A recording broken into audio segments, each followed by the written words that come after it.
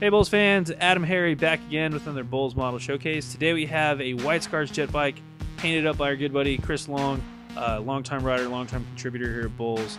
It's a super sweet pre-heresy style. So yeah, I'm going to talk to Chris. Chris, take it away, man. Tell me about this model. Yeah, the Forge World Scimitar jet bike is just a great kit, and making a heresy White Scars army, I knew I had to have at least one. I ended up with a lot of ground pounding bikes, but definitely ended up with a pair of Praetors, both on jet bikes. This model is just, it's a breeze to put together, and has all the weapon options that come with it. Really, I just can't say enough good stuff about the Scimitar jet bike. It is a very cool kit, but it also looks like you took some liberties there and definitely added some of your own unique flair to it.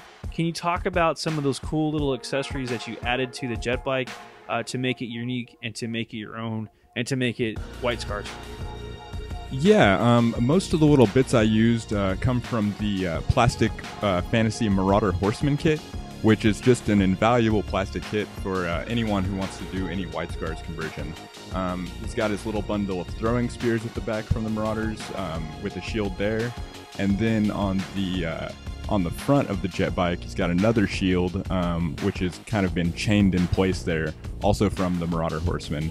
The other bit that's not standard with the kit is replaced his MK4 helmet with an MK2, also from Forge World, and the top knot on that helmet comes from a Chaos Space Marine.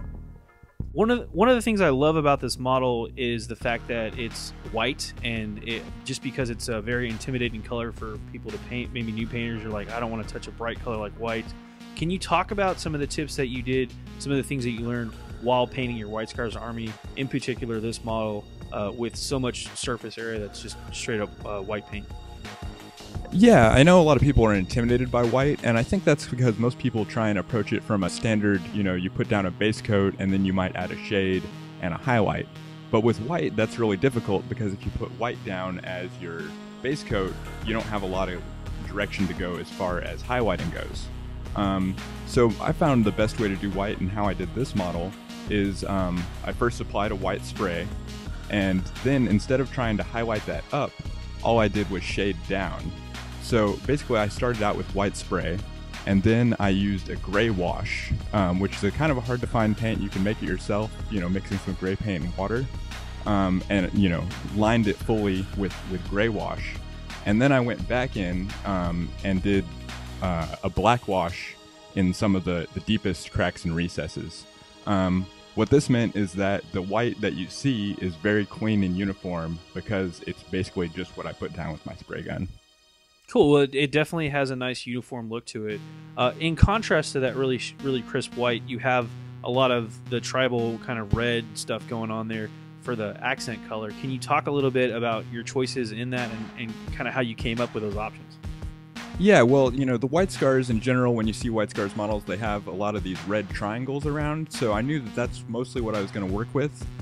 So I really, in my placement, I tried to focus on what would make your eye move around the model. So it's a lot of accent of movement. You have there on the right front wing, and then on the left front hull of the jet bike itself. And then as well, also on the power fist, you have that kind of momentum shown with the fist just off the red triangles there. Cool. Well, we are all out of time. This has been another BoLS Model Showcase.